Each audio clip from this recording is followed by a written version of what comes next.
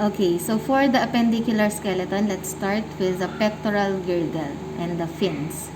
Okay, so this is in a orientation wherein this is the dorsal area and this is the ventral area.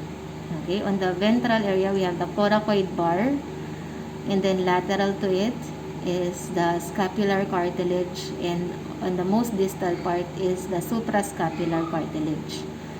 Okay, and then attached on the fins, we have the glenoid surface. The glenoid surface is just like the glenoid in the humerus of on the human anatomy. Okay, that we will just talk about in the lecture part of our laboratory. And then we have here this triangular structure.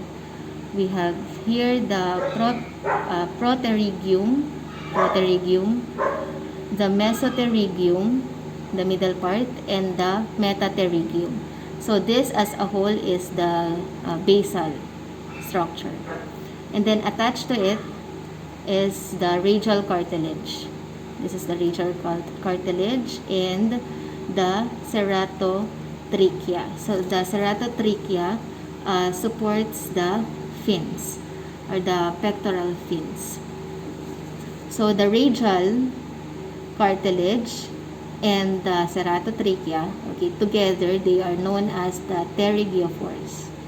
Okay, the pterygiophores. So that's all. For the next video, we'll proceed with the pelvic girdle.